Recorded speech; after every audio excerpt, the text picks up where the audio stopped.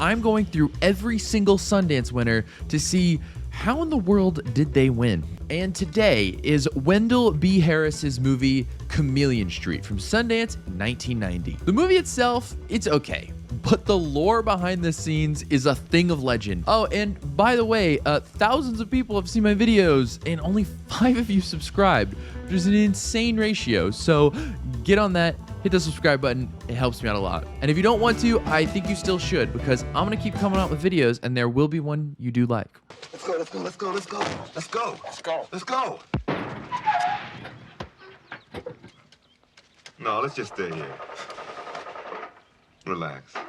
Let's just camp out here. This movie is based off the life of conman Douglas Street Jr., and it covers his many escapades as he evades the police with a complicated web of lies and deception. After years of avoiding the truth, Doug finally has to face his wife to try and save his failing marriage. Sundance 1990, Chameleon Street takes home the Grand Jury Prize. First of all, the protagonist is a real guy named Doug Street, and his story is absolutely insane. He pretended to be so many people, and I have no idea how he got away with it. He pretended to be a Houston Oilers wide receiver, a physician at Henry Ford Hospital. He was also a volunteer attorney at the Detroit Human Rights Department. Allegedly, Doug Street got away with performing 36 hysterectomies before he was discovered. That is crazy for a guy who has no formal training. According to Wendell B. Harris, he had very little formal education, but he was a hyper intelligent guy. Chameleon Street reminded me a ton of a less structured Catch Me If You Can. I really like that movie. Even though the main character is pretty fun, I'm not gonna lie, it's the first Sundance movie in our series that I was a little on.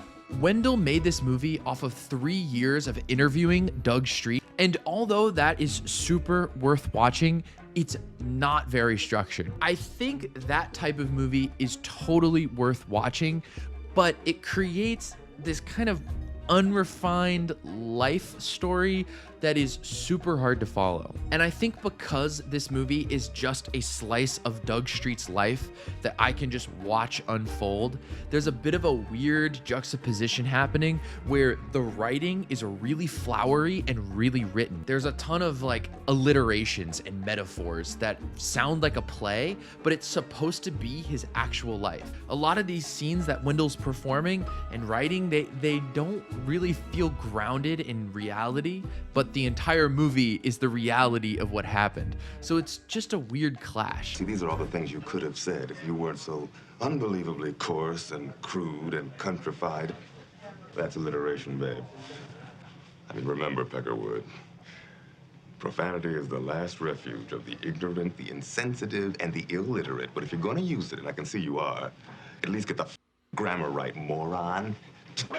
There are so many scenes where Doug is just kind of like talking and having all these crazy alliterations, but within all of that, you're missing these vital pieces of information that would really clarify a lot in the story. The best scene in this whole movie is the scene where Doug performs a hysterectomy. You have no idea if the people around him are finding out that he's a fraud or not, because he doesn't even know if he's doing it right. And at the very end of the scene, the doctor says, "I've never seen a resident at your level demonstrate such surgical savoir-faire." The director, writer, and lead actor, Wendell B. Harris, made Chameleon Street and then never made another movie again. But you are not going to believe the drama that happened after this movie won Sundance. According to an interview he did with IndieWire in 2021, he tried to make other projects in Hollywood, but they all fell through. At Sundance, no distributors offered to buy this film, which is really crazy because he just won the Grand Jury Prize. But he did sell the remake rights to Warner Brothers for like $250,000. According to this interview, Spike Lee was negotiating to make the remake of this film.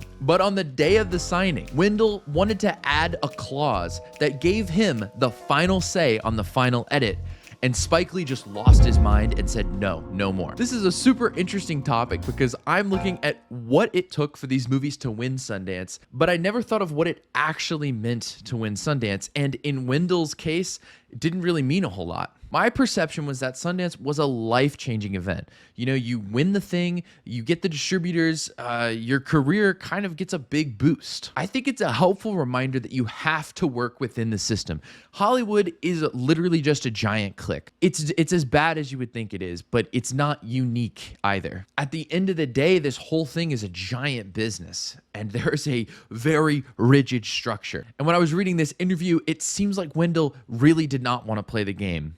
And I kind of respect it because he really stayed true to himself. But at the end of the day, I don't think it helped him. It's pretty crazy because even after winning Sundance and having this crazy history with Hollywood, Wendell only has 200 Instagram followers. I think that's crazy.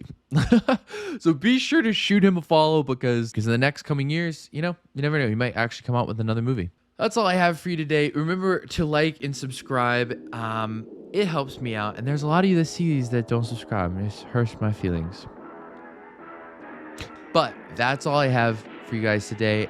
So, bye. Really, y'all don't know this, y'all in danger. I'm a threat. I'm a gamble with your life, 'cause you know that it's okay. It's okay. You know I ain't letting up. My foot is on your neck. Yeah, take my word for it. It's a promise and a threat.